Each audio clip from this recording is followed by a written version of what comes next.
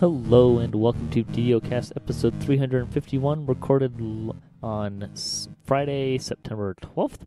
I'm your host, Patrick. No one's with me right now this week, but we'll have some other folks dropping in later. This week's screenshot, Deadly Songs, has some fun with greater fire elementals in the 188th screenshot of the week. We like to talk about Dungeons & Dragons online nearly every weekend. You can watch us through Google+, Hangouts, YouTube, and from our website at DDOcast.com. DDOcast is hosted by Cyber Ears, the awesome podcast hosting network. Shows are usually available within a few days of recording. The next show will probably be next weekend. It'll probably be a recorded show again.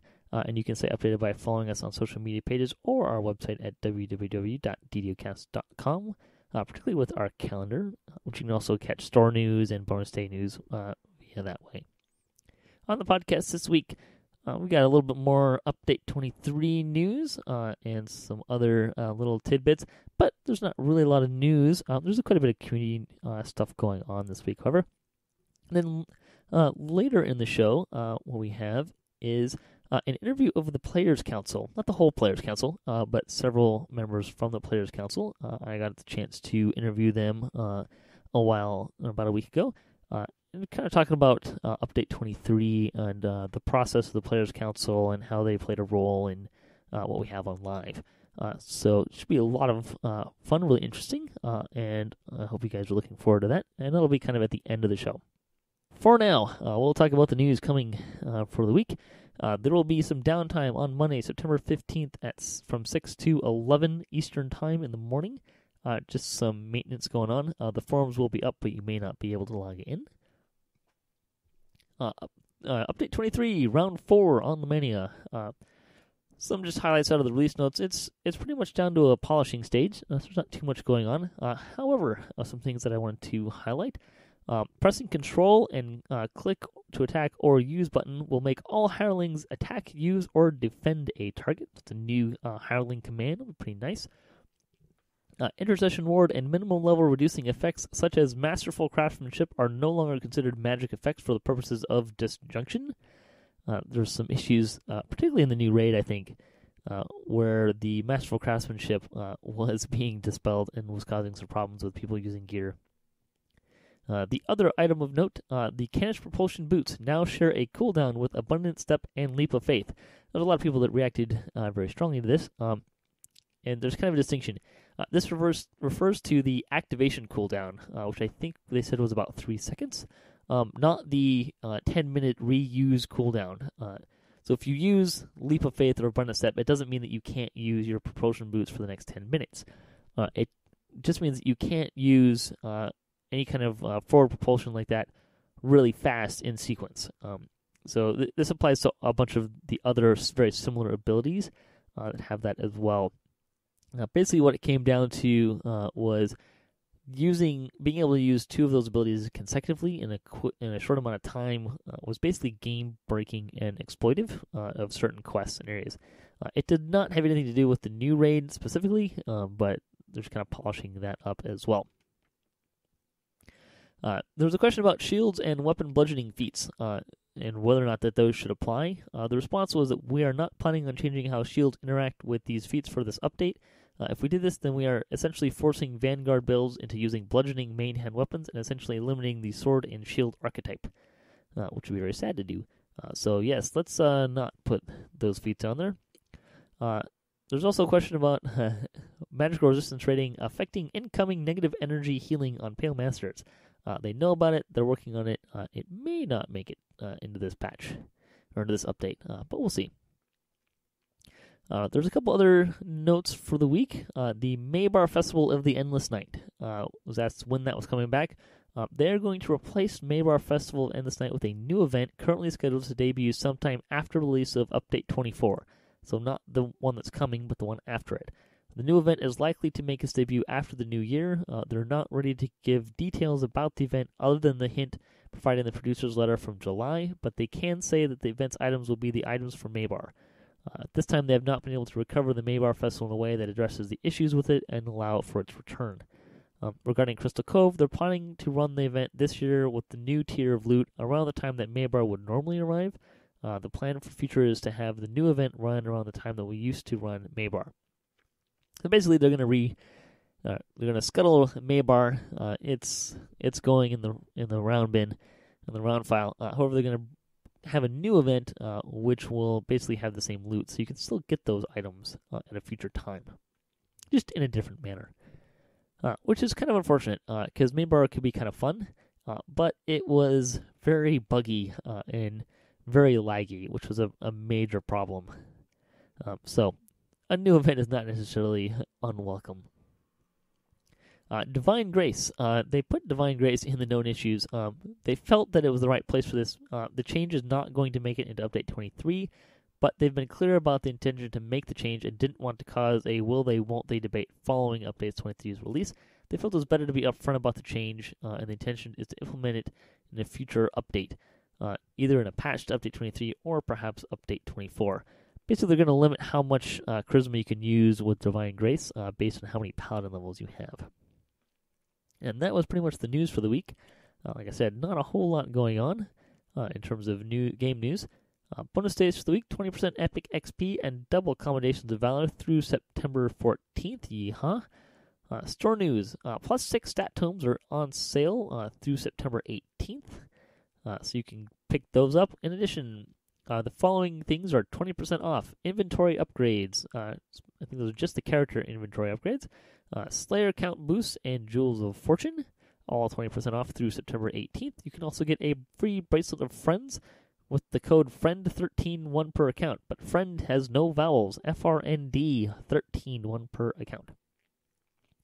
Community news, the DDO Chronicle, the 109th iteration. Longshot interviewed members of the DDO team. A couple of quick little email-type bites from several members of the community. Or not the community, of the staff at Turbine. It was pretty neat to read some of their responses there.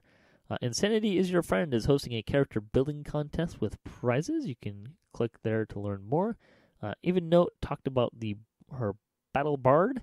And Enrique looked at the quest The Missing in a new blog post. There's a lot of stuff going on there. If you don't read the Chronicle very much, you might want to try it this week. There's some fun stuff. There's a lot of stuff in it this week as well. Events this week. The Players Helping Players will be hosting a Q&A session for new players on Saturday. Let's see. I wrote stuff down on this. It will be on Kenneth at 9 p.m. Eastern, Saturday, September 13th. If you want to join there, it's just kind of an opportunity for new folks to come by and ask some questions on what's going on. The Ravens Guard also was holding a new player outreach event tonight, so it already happened by the time the show hits the air. But you can kind of read about what they were doing on Telenis through the Chronicle. The Guild for the Week. Wowhead Hunter is looking to form a guild with chapters on every server. The guild aims to be a place for people to get help regardless of which server they play on. You can learn more through the Chronicle comment. Let's see, the Chronicle comment for the week. How do you get a drunken dwarf to leave the tavern and begin questing? It's really simple. You grab a barrel of ale, you hold it in front of his nose, and you walk out the door. And you just have him keep following you until you run out of ale. And then you are out of luck. Let's see, fan site news for the week. We celebrated 350 episodes on DDOcast last week. The Order of Syncletica was looking at the Stormhounds in a new blog post. DDO Gamer created a 5-minute cleric. That was kind of a fun little thing that he did. He built a cleric in 5 minutes to play with his party, his guild, and he looks like he actually made a halfway decent one there as well. Adar DDO is a new fan site offering guild airships, mini builder, and more. I poked around there a little bit. That is a pretty slick. It's pretty basic. It's not very flashy, but it does allow you to kind of plan out what you're going to put in the different holds on your ship in a nice chart form, and it was fairly easy to learn how to use. So if you're looking to figure out how you want to plan out your ship, that's a good option there. Videos. The Minion Monday group headed to Prison of the Plains, and Tokaru97 is a new DDO player to live stream, and he's on Twitch, and you can check that out as well. Let's see. On RPG, got a preview of Update 23, and massively called DDO one of the games to return to. I believe that was the article that we looked at and we talked about last week on the show. Let's see, what else is going on? They did name Update 23. I don't know if they've shown the name of this yet, but it will be Update 23, the Mark of Death. An appropriate name if there ever was one for Epic Abbott Raid. Let's see, on the Twitch stream this week, DDO did a Harper and Vanguard preview with Vargwil. Was Jerry. Just some things I pulled out of that. The int to damage out of the Harper tree is going to move to tier 3, and it does not stack with insightful damage.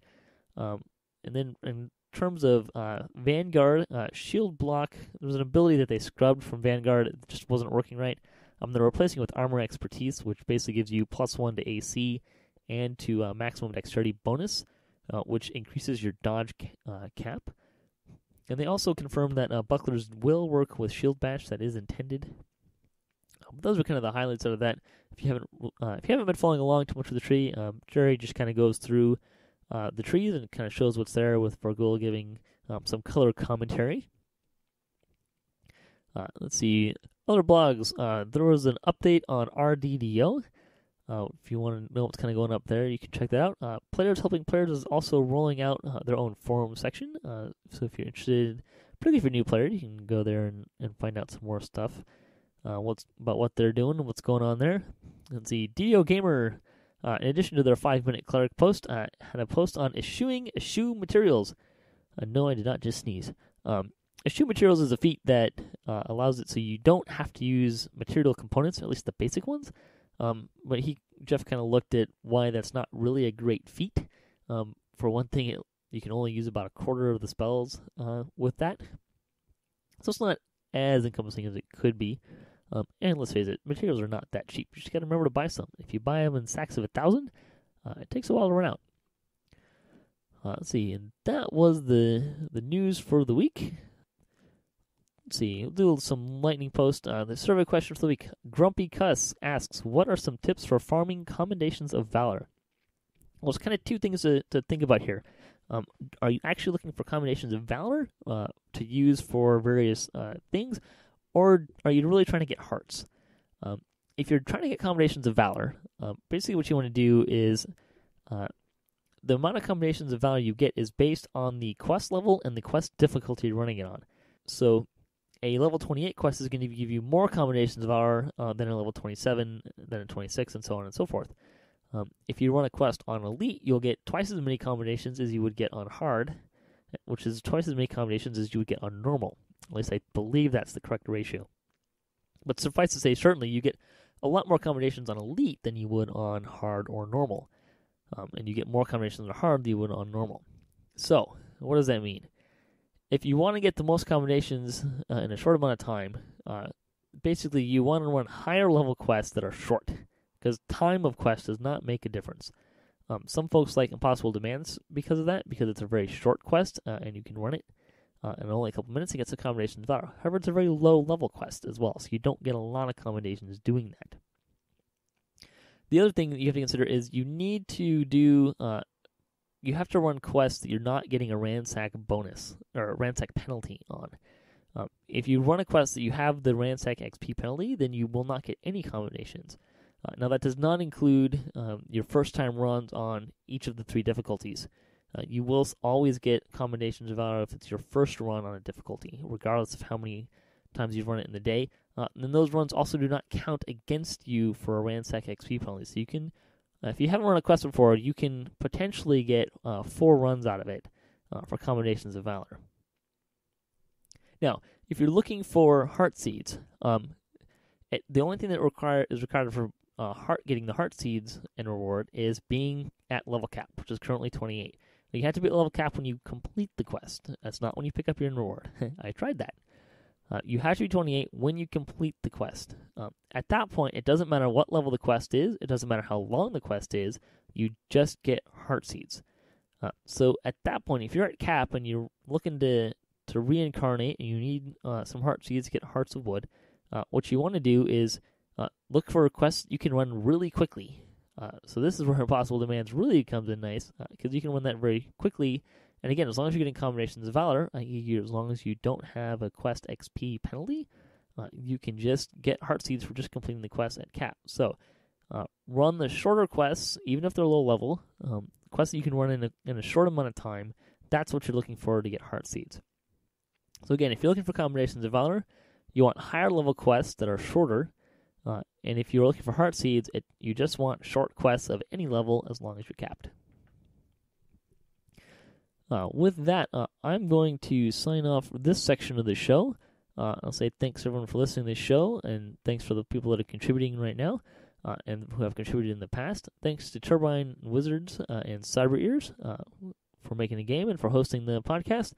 Hit us up at DDOcast.com for show notes, our calendar, previous shows, swag, and other fun stuff. If you'd like to be part of the show or just say hi, you can email us at DDOcast@gmail.com. You can also find us on social media and follow us for the latest cast updates. The closing tip for the week. Izak from Kenneth says, here's a tip for all artificers. A charged rune arm can increase all spell power by a very significant amount. And this is how you do that.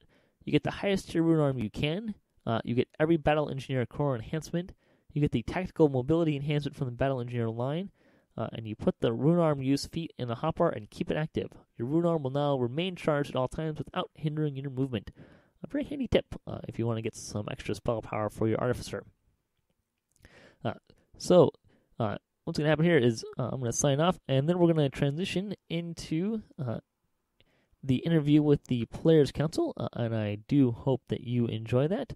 So until next time, may all your attack rolls be crits, all your chests level appropriate. Have fun, and don't forget to stay tuned for the Player Council interview.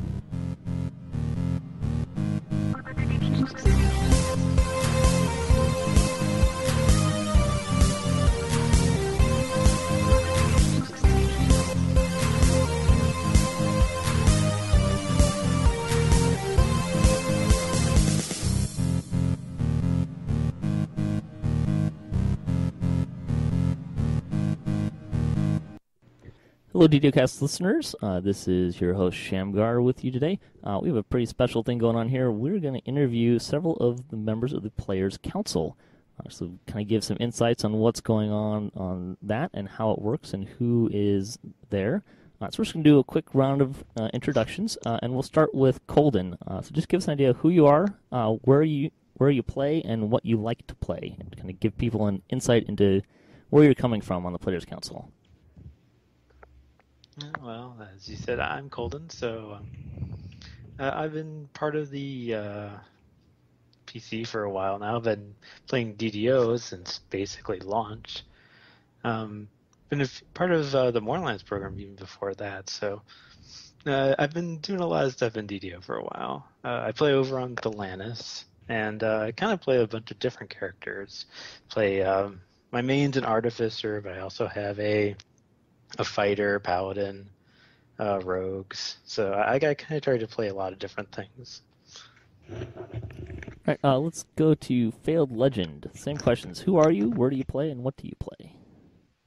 Well, as you've said, I'm Failed Legend. I pretty much use the same name everywhere. In-game, most people know me as Walkit. I tend to play a lot of builds that get laughed at on the forums, but then make people very, very surprised when they actually play with me. Okay, and it's Isher, is that correct? Yeah, that's me. Hi, I'm Isher. I've been playing for about 3-4 years. I play on Kyber, and my tunes that I like to play are Healer, Caster, and I have a Moncture. I like to hang around the endgame content. I TR for the endgame content. Excellent. And let's see. Let's go to Ash.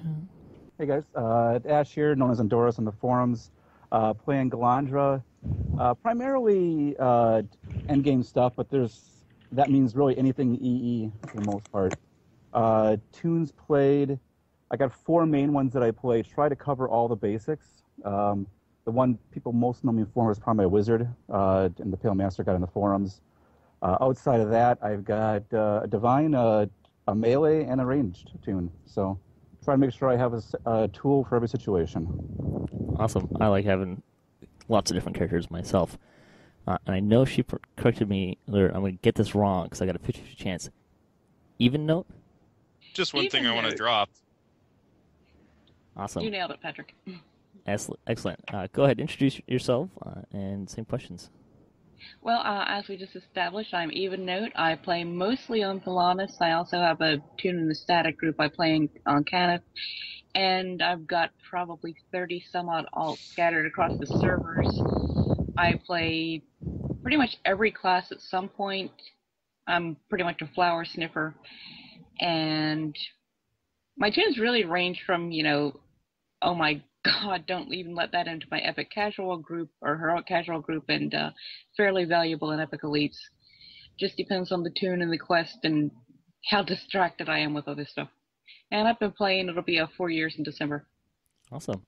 And last but not least, we have Ricardo.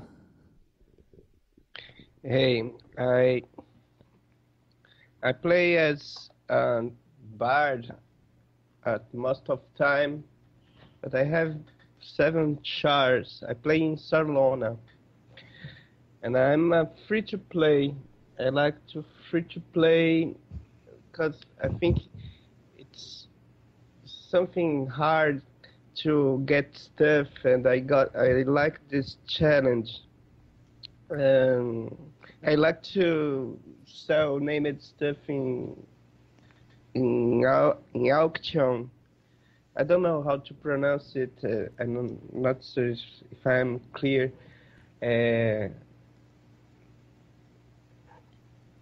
Awesome. Thank you very much, guys. Yeah, I should mention that you are speaking English, but English is not necessarily your native tongue. No, I am Brazilian and I talk Portuguese. Yep. We do have people from all around the world on the DDO Players Council, and that is, I'm sure, as we'll talk about in a little bit, that's one of those things that we like about it, is that we get a real global perspective on things when we can. Yeah, I don't know if I introduced him earlier, but we do have Jerry with us here as well. Oh, yeah, Cordovan. I guess I should change my pronunciation to be correct. It's Cordovan. Yeah, right. Yeah. And I like to die on live streams. It's true. We have all been there to Apparently. see that. Yeah. It's been a great enjoyment. So just kind of the next phase, we're just going to talk about what the Players Council is. So I'll just kind of leave it a little bit open, but in you guys' own words, what is the Players Council? Are we still doing the you name somebody thing? No, or go for it. It's like a group where the devs bring these ideas to very early in the stages of their conception, and then pitch it around, see how players would react to it, different sections of the player base. So I think that's basically the idea. Yeah, we've got such a wide range of play styles and stuff like that. It's really cool to see, someone who has a completely different concept of DDO, how they react to a proposed change compared to what you're thinking. It kind of opens your mind a bit. Kind of a secondary function is sometimes when the players, like people on the Players Council, have an idea, then they'll bring it up themselves, and then the devs will respond. Really, to me, are like a micro version of the live forums. It's just a bunch of different people with different ideas, and we get to deal with things a little bit earlier so that we can change things if necessary. Well, we don't change them, but we suggest it, right? I think we have found that, in addition to sort of the quote unquote official stuff, it really becomes a sounding board for a lot of the things that are going on basically in the community and in the game, which is, to be expected. Mournlands was often like that as well. But it brings an additional perspective to everything that's going on. It's a great way to sort of let us know about things, even if, or at least discuss them, for example. If we feel there's something that needs to be discussed, or players just want to let us know about something. So I think, we do have kind of an official side, which is really a sounding board on early ideas and things like that. But there's also, interaction and basically things coming from the council as well that I can tell you absolutely, you hear people talking about it in all of our meetings and stuff. So it gets heard, right? There's one thing I might add. Oh, sorry. Go ahead, Colin. I was going to say, it's like we do hear things really early. It's like things get to Lamania and they're kind of there for a month, but we've heard about some of the stuff that's hit Lamania like 2 or 3 months even beforehand, and they've gone through like dozens of iterations before they even see live. It's pretty interesting seeing the process as they take in the feedback. The one thing I was going to add is what the Players Council is not. It's not like a special privilege group or anything. We do have the privilege of hearing these ideas early, but Turbine does do a really good job of once they've kind of taken a quick look at things on the Players Council, almost nothing gets by or nothing gets through without sort of the general population taking a look too. So it's not like a special treatment sort of thing. It's more like, what are your ideas, and let's hear them. So. Yeah. To echo that a little bit, I would say the big change has been also on Lemania. You're starting to see things a lot more raw there. I mean, we're seeing even more raw, but there's no Mornland step anymore. So and by raw, he means buggy. just ideas. Yeah. I mean, look at the latest Vanguard tree that just got posted. There's a lot of things that are still in flux by numbers-wise. Yeah, that's true. True. Yeah, Well, I would definitely. for a good example is the weapon and shield cosmetics. Initially, they were on there by accident, but even when they put them out on purpose, they weren't exactly working. They just wanted people to have a look and mess with them. Yeah, because the idea is, it's, if we can get this in for update 23, we want to. But, realistically, looking at the state of its development, we wanted to perhaps at least guarantee, say, armor and helmets and goggles. And if we can do the weapons, because they have some special cases, and by some I mean a lot of special cases, I mean craziness. But there's additional work that needs to be done. So we went out on Lemania because we really do want this early feedback, and the Players Council will often see things in an even earlier state. I mean, I know that there are some things like, say, some of the armor up changes and enhancement changes and that, where you're really seeing it not long after, perhaps a couple of small group internal meetings and someone writing things down in a design doc, getting it reviewed, say, among the core people who need to review it, and then it'll go straight to the Players Council. So these are things that in some cases have not had actual, say, systems coding work at all done to them yet. So that's kind of a sense of how early some of this stuff can be. Yeah, and we don't actually quote unquote see it until it hits Le Mans. Yeah. Yep. And honestly, that's something I think, I guess it's important to mention, maybe for people who don't know, this is the very first year of the DDO Players Council. Prior to this, we had the Mornlands private preview program. And in some ways, this is a melding of... there's a lot of similarities to Mornlands, but also some key differences, one of them being the timing of it all. But this is our first year, right? So the things we're laying the groundwork for this year will, I presume, hopefully be expanded upon in future years and all that as well. One of the things we kind of initially had a plan to do was say, let's show you these things early, like log into sometime on Lemania, or perhaps even stream privately from a dev client or something like that. But I think what we found is, particularly this year, because a lot of this work has been fairly, say, system savvy in some cases, there's just really nothing to show. And then getting everyone all the way around the world together to see something has not been as effective as simply using it, I think, as a forum environment. We have an IRC too, which doesn't necessarily get a huge amount of use, but is there for a core group of folks.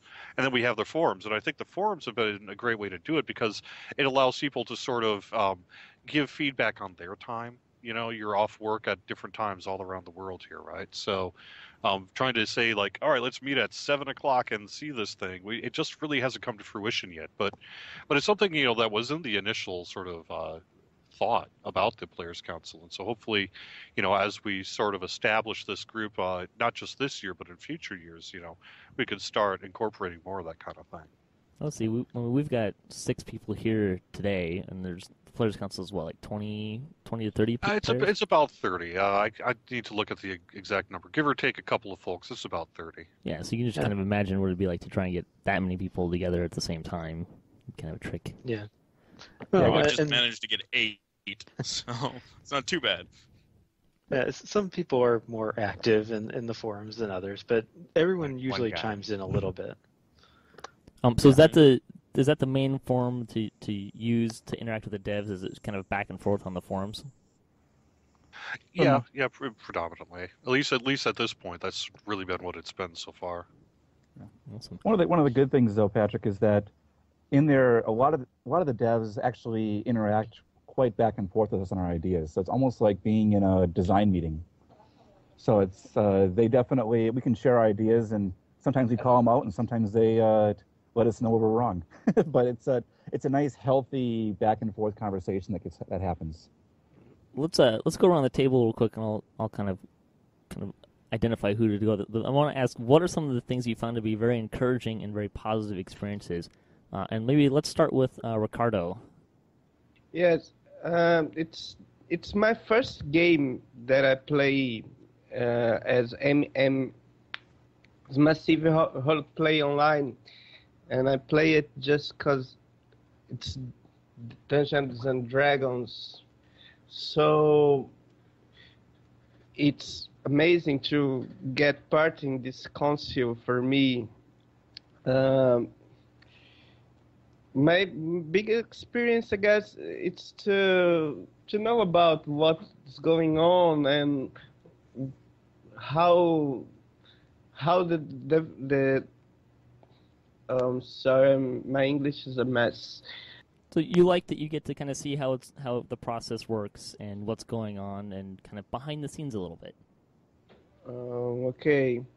Sometimes there are two forums for the council, and one of them is for the councilors making threads, and then we can discuss something, and sometimes the developers take part on the discussion that we generate. That's cool, because for me it's the place where we can place our ideas about what may going on. And there is another part of the official council, and where the devs put the things they are developing, and we know about it. We can give them feedback. I really don't get too much part in this. It's a very technical information, and I don't play in Lamania to test the things they are developing. So I really do not participate so much in the official forum, but I like it. It's cool. Awesome. Thank you. Yeah, it should, I guess it should be noted that one of the areas in which the Players Council has really found a home is with our systems team. They get a lot of benefit out of it, and have really found it to be a valuable tool to get early feedback on some of their ideas. So, and because this year, we've had things like, say, Armor Up, and all the new enhancement trees and paladin changes and things like that. It's been fairly systems heavy, particularly this summer. And so a lot of the stuff you're seeing are, some of the stuff Severlin posted in the Armor Up thread, some of the math and all that sort of thing that you see. So it does get pretty technical sometimes on that thing. But we do also have, stuff from the content team, stuff from our e-commerce and brand team, stuff from the community team. And so really the various entities on the DDO team are able to post official discussions in an official discussions only sort of forum, as they want to, essentially, as they feel that they need to. We try to get as much as we can out to the Players Council. I mean, there are some things that happen where either it happens too quickly because a change needs to be made shortly to really get that cycle in, or perhaps, I don't know. Well, I guess we even did ask, say, about Orchard and the Macabre, so I don't know. But for the most part, there are some things that the Players' Council doesn't see that maybe they see it at the same time Lamania does. And that was actually similar to the way Moorlands would occasionally be as well. But the goal is to get really as much of our stuff out, just to talk about it, because it's valuable to get an input, right? Because you get not just the Players' Council, but then we get a second round of feedback when we put it out to the public. So it's a great way to either confirm your ideas or perhaps take feedback that things need to change, and be able to do it not once but twice in some cases, or 3 times, I guess, if you count live as well. And so it's been a very valuable tool to a lot of the teams here on DDO. Sweet. Let's I want to jump in there and kind of get some of the other guys real quick. So let's go to Colden. What are some of the things you found to be encouraging and positive about the Players Council? The main thing I've been liking about it is the dev interaction. It's like being able to get a very early concept. Like when we first saw Swashbuckler, for instance, like we saw this like very kind of basic concept of this is what we want to do with the tree. We all gave feedback, and then they responded back with our questions about what they were trying to accomplish, and it was just very interesting kind of seeing that process and then being able to actually contribute our own feedback and make it better. And I think that's part of the reason why Swashbuckler and single weapon fighting ended up being as popular as it was, because we were able to give that feedback and they were able to react on it before anything even got coded into the game. All right, let's go to Even Note. I would agree on the dev interaction. That's something that I've really enjoyed. And not just the interaction itself, but seeing, they'll pitch something to us and seeing the way they respond to our suggestions and learning why or why not something, might be possible. Somebody might make a suggestion for an improvement or a tweak. And it's not just that they say we can do that or we can't do that. They give us some feedback on why. And that's really kind of cool. It gives you, I don't know, just feels like you understand the game a little better. And Ash, what's something that you found to be really encouraging and positive? The dev interaction is nice, but everybody's already talked about that. One thing that should be brought up is that the Players' Council itself is very diverse. You walk into it and you're used to playing with your friends or your group and a certain kind of play style, and it's interesting seeing the ideas come on out and all different kinds of play styles, including some play styles I didn't even know existed, but are on the Players' Council, and everybody gets that feedback back to the devs, and then they get to kind of take all of it into account and then give it back some other ideas.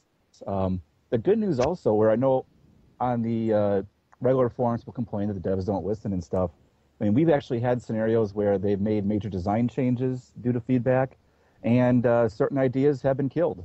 So it is really that back and forth, and it keeps me encouraged to keep putting the time in to respond and give critical feedback. Awesome. And let's go to Failed Legend. Okay, well, I hate to echo basically what everyone else is saying, but it really is the interaction with the devs. It's twofold. We've essentially got two forums. We've got like the official one, and then we've got the one where we can just post whatever we want. With the official one, I can't really say much about it because it's not something that's on live yet, but Sev came with something. Is that how you say his name? Sev? He came with something, and someone else came up with like a very different idea. And when he came back to talk about it, obviously I can't say anything, but he seemed really excited about like what the other person's idea was. And he's like, yeah, I'll bring that back. Like, you can almost feel the excitement coming from the devs talking to them. And it's not only on the council. In the live forums, it seems to have been extremely active. And as far as the general section goes, I have a tendency to be a bit long-winded with my posts. And I've been called out on it, but the fact that the devs will actually read and respond to like every little thing I say, like I hate to sound like I'm taking up so much space here, but it's just the fact that they actually pay attention is like this is the first time I've really ever gotten into, like, I've been in betas and stuff before, but it's always just been, oh yeah, I get to play early. I really like actually get into this game, and the devs are just so personable. Awesome, and we'll finish up with Isher here, if you have anything to add.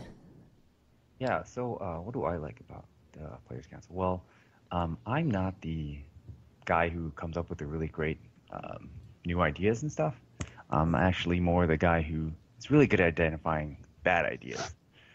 And so a lot of the times, a lot of changes will be brought up, and you'll never see them hit Lamania because a lot of players on the Players' Council will identify, hey, this is really wrong, or this won't work, or sometimes it's like a lot of technical issues. The idea is great, but there's technical implementation issues that don't make it. So I think that this is like the big thing that's not publicized about the Players' Council is they've really done a good job of sort of screening a lot of the things that might have been really poorly received by the community. So as a consequence, there's a lot less, claims that devs aren't listening or whatever, because the ideas actually get there in a somewhat polished state. The other thing that I think is really good is, the most rewarding thing for me on the Players Council is a suggestion was brought up, and the idea itself was great. And I'm actually referring to the Masters Blitz, which is now public, so we can talk about that. The idea was great, but there was one of the minor technical aspects of it meant that the proc rate would be very disadvantageous to two weapons fighters. And I made a suggestion about that, and I did some calculations and put up those calculations. And then lo and behold, a couple of weeks later, the stuff I'd worked on appeared on Lemania the way I'd suggested it be. And so that's really rewarding because you see sort of like your work that you put into it, contribute to the game and, make it just a little bit better. And just to address something that someone else said, the claim that devs don't listen, I used to be in that party where I thought they didn't. It's totally false, completely false. In some cases, they listen too much. So I just wanted to address that for any naysayers out there.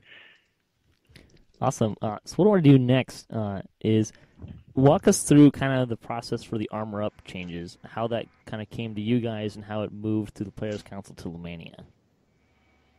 So that was actually an interesting one. I'm trying to recall back when we started talking about it, but it was literally months ago. And it started with a conceptual post. So it wasn't, here's a system, here's some numbers, figure it out. It was more of the, hey, we're looking at going in this direction. This is our goals. This is what we're trying to accomplish. And there was some general feedback given on kind of the macro level of the change. And then it was very iterative that way because they then took that back. A few weeks later, we started getting some actual numbers, some data, mostly after I think we started yelling saying, this sounds great, but without numbers, we can't give you a good idea. So they figured some numbers out and gave us that back, and it was just kept iterating on that. And eventually we got to the point we were doing trees, looking at, hey, we're going to input this tree. At one point we were talking about, I'm probably, Jerry's going to yell at me here, but at one point we were talking about different classes even to help work with it. That idea kind of didn't really come to fruition, but it was just more of throwing stuff at a wall back and forth, almost like a jazz session over a forum. There's a big difference between, depending on which dev presents the idea. Some devs, I'm speaking more generally here, but some devs will present an idea sort of very specific. I won't call out who, but some are like, hey, here's this one thing we want to do or change, and it's very specific. What do you think? Others will come with us with a general idea, like, hey, there's this deficiency, and for example, in the Armor Up, it's there's not a whole lot of ways to defend yourself if you don't have evasion. What are some ways we can approach this? And that's a very general approach, broad approach. So it's pretty variable in how we get the ideas, but it's a good mix. Yeah, we've actually got a couple like pie in the sky things. Obviously, again, I can't talk about it, but sometimes it's nice just to talk about stuff that is crazy, and sometimes it's made it through. So usually not, though. I'm trying to think if there's a good thing we could say that say got killed that we could just sort of talk about here as a good example. I think you guys have saw some of the earlier sort of kind of class balancing thoughts, right? After the forum post and survey that was done in February, initially we had kind of looked at perhaps being a little more heavy-handed on the nerfs, and that morphed more into Armor Up and all that sort of thing. But I think you guys were part of that process, weren't you? Some of those early ideas got scrapped? Yes, in some ways, yeah. Yeah. There was one proposal, again, trying to speak generally, that was out trying to even out the damage curve, and where the idea was very admirable. What I mean by that being, right now, if you walk into EE, you get and you get hit. One. That's a good one to bring up. you get hit for 400 or 500, and oh well. But if you dodge it, displace it, whatever, you hit by 0. Well, it poses a problem for the devs who are trying to design a quest with X number of swings equal a heal. So there were some proposals on trying to even that out, which the concept was good, but we couldn't get enough details on how it works. And eventually, the thought was it would cause more harm than good. So that ended up getting scrapped. There was an idea to, I don't know, maybe you should edit this out. Go for it. Let's see if I'll let you know if we can. Just post-process if needed. Yeah. But there was an idea to knock down the boss hit points by a certain percentage to help with a certain class. But what had been kind of overlooked was the fact that, that change would affect that class in a positive way, but all other classes would then become much more powerful from a relative standpoint. And I don't know if that idea is still alive, but I think it definitely got shelved, at least for a little bit. Yeah, and I guess since we're in the Patrick can edit if he needs to, there was one of the ideas of trying to change how displacement works to make that curve more balanced. Again, right. the idea behind it, where the devs' heads were, was really good because it made a lot of sense, but the mechanics of it just weren't going to work out well, and it would have ended up being a potential very serious nerf. And to be honest, in my mind, it could have made Melee almost unviable. Yeah. So, well, on the other side of the spectrum for like melee power, like our first concept of it was a little bit different. They were thinking of having all melee power just purely in the destinies, and then they were talking about having it all in the epic levels. And so we kind of saw the process as they tried to balance it out so it was more distributed and a little bit more fair to all the classes and all the destinies.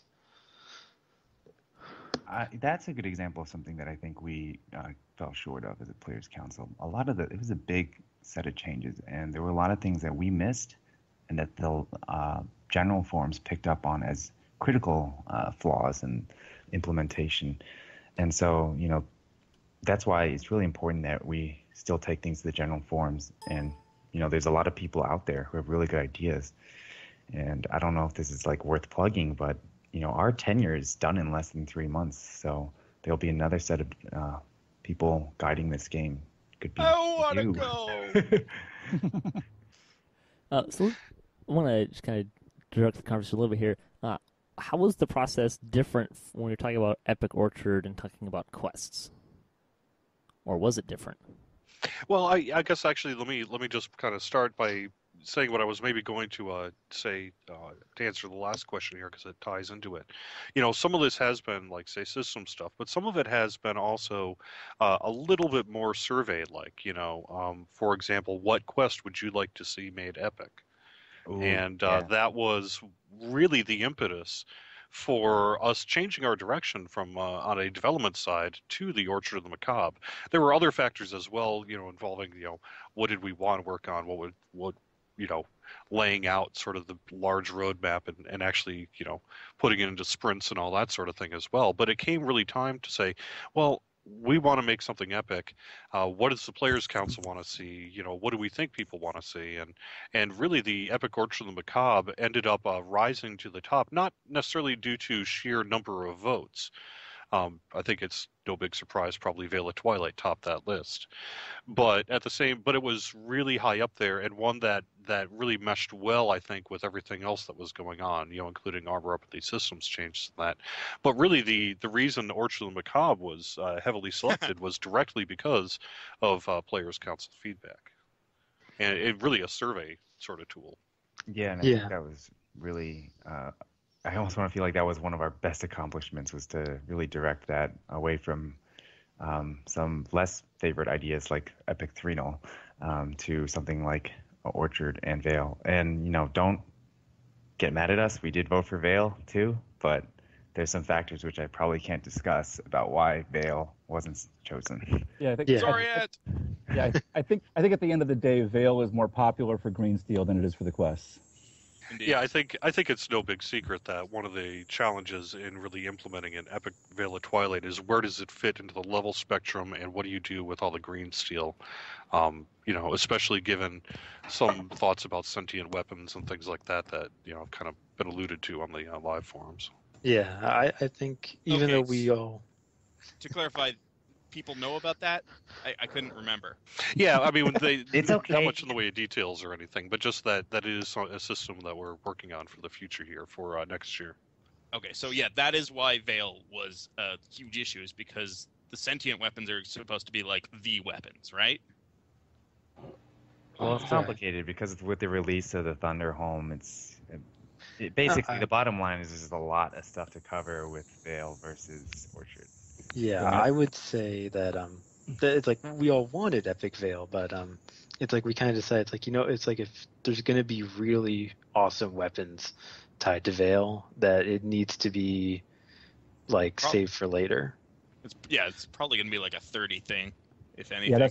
Yeah, to jump in there, there's some cool content.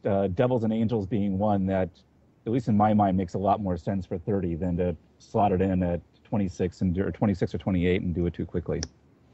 Yeah, just imagine if they released Epic Veil and didn't have the whole Epic Greenscale crafting system in place too. I mean, people would just flip out. I think I'd even settle if Epic Shroud just dropped the cleansing items at a much higher and reliable rate. Don't say that, man. We want the devs to Shh, don't let them get away with it. high expectations, man. Indeed. Demand the heavens and they'll give us earth. All right, well, let's kind of talk about what's something that you're particularly proud of having contributed to the game. We'll start with Evan Note. You had it right earlier. It's even note. I can't think of anything off the top of my head specifically, more just, I know there's a lot of Paladin hate out there, and my main is basically, she's doing a monk life right now, but she's a Paladin at heart, so just, being able to give feedback on things like armor up and PRR and things like that, and knowing that, what I'm thinking and saying might actually be taken into consideration, and, after update 23, when that hits, I'm going to log her in and TR her back to Paladin and actually see the benefits of some of the things I've suggested and given opinions on. Awesome. Colden? Well, it is kind of hard to say because a lot of what we contribute is feedback more than anything specifically. But I do know that I don't know if it's too much to share, but we do have a thread that's in our main forums, like our one bug thread. It's like something that's like a particular pet peeve that we want to get fixed, and quite a few of us said it's like we really hate having to log in twice, and it looks like they're finally starting to figure out how to fix that. So that's what I'm pretty proud of. Awesome. Failed Legend? Well, I can't say, I can't even think of anything specific unless I actually looked up the forums. But I could definitely say, at least I hope, I represented a bit of the flavor role-playing side of things. Like, instead of everything just being +1 this, +1 that. Like, I try to work in some, what's the word? Fluff. Honestly, I can't really think of anything. I'd have to look it up. That's okay. Isher? So I kind of alluded to this earlier, but again, I am not good at coming up with ideas, but I'm really good at figuring out what's wrong with an idea. And, for me, I already said this, I won't take up too much time, but it's really looking at Master's Blitz and the proc chance that it was giving and making sure it was something that was practical and sustainable on live. So I'm really happy with how that turned out. And then let's go to Ricardo. What is something that you're particularly proud of having contributed to? Yes, I guess when we talk about, I was one time, and I remember I started a tick about guild airships, and after then, in this tick, I proposed a quest where the airships of the guild have been used in some source of quest. Then after that, the developers published the Tree Barrel Covel. I don't know if it's because of my thread proposing the airships in a quest or not. It's a coincidence, but if it's not a coincidence, or if it is, I'm very proud about it. And Andy, I think you're the last one on that question. Sure. Really, it's interesting to say, what am I specifically proud of? I guess I'd be proud of how the team's been working. We're so collaborative. So many ideas are back and forth. We all usually. Well, even when we're arguing, we're typically arguing in a constructive manner.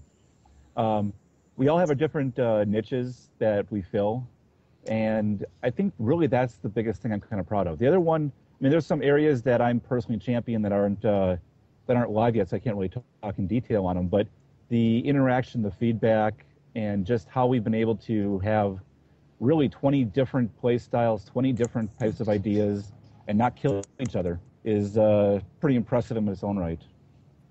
Yeah, I was worried about that too many voices thing, but I think it's worked out well. That's good to hear.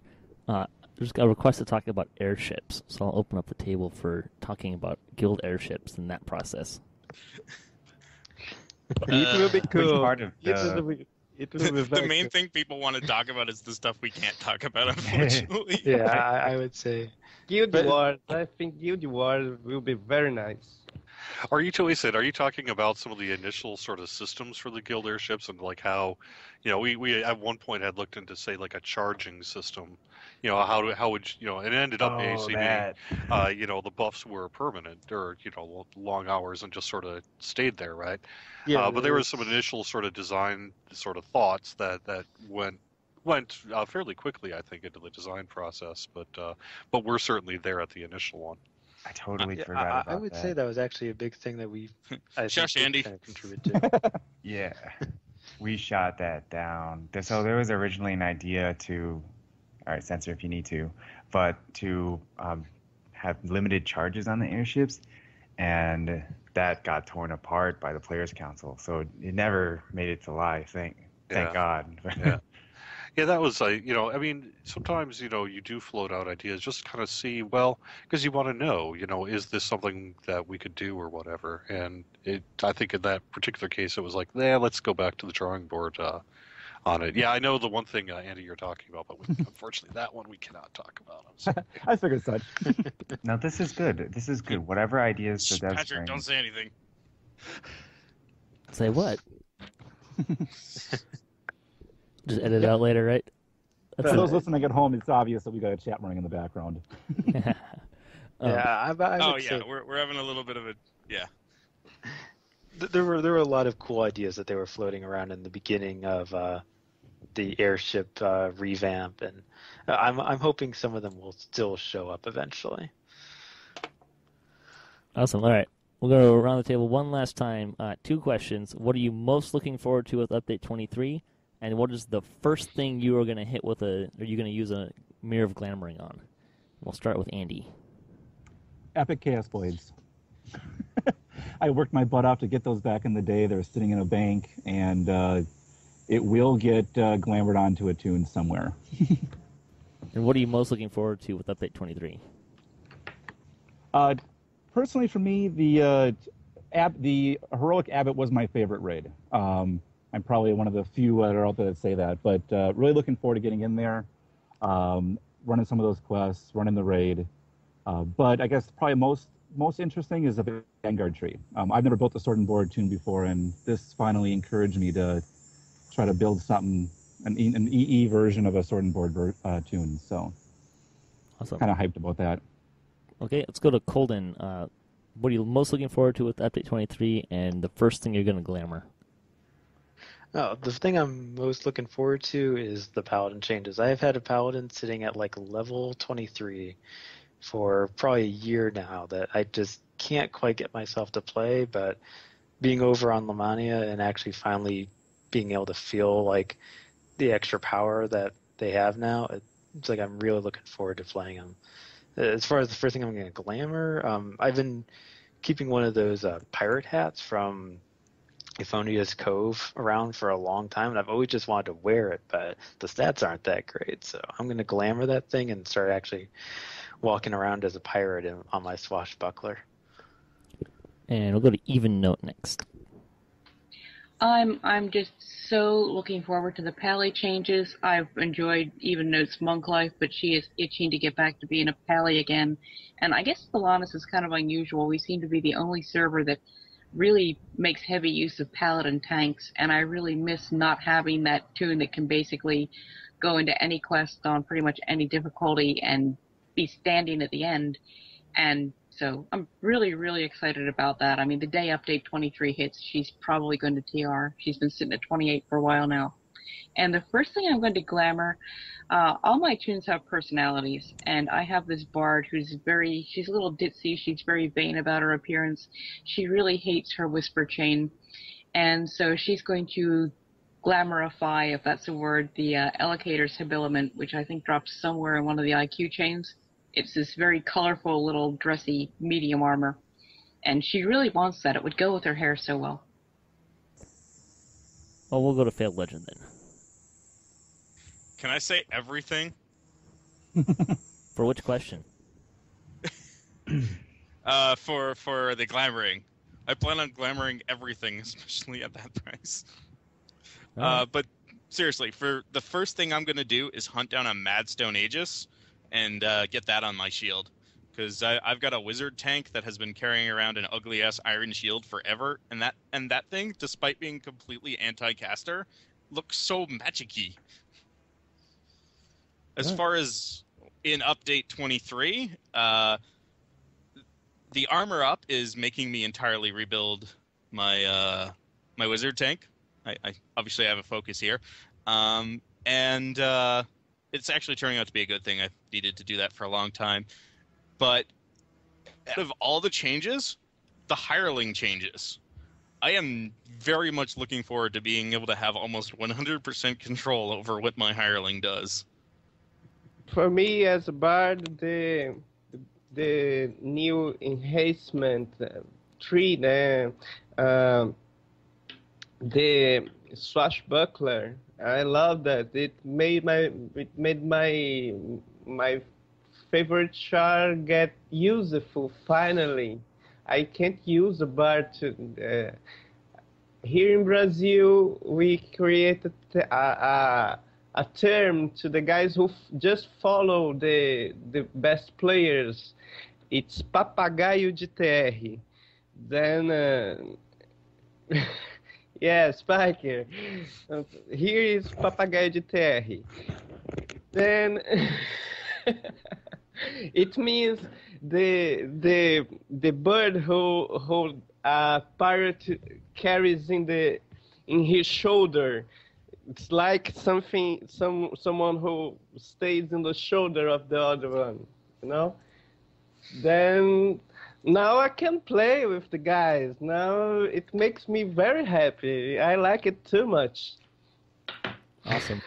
Let's go back to Isher. Actually, do you mind if I drop in there? Go for it. As I said, my wizard tank is almost level 28, and I definitely plan on TRing into a bard. Swashbuckler is just a thing of beauty. Nice. Let's see. Let's get to Isher. Most looking forward to Update 23, and what's the first thing you're going to glamour?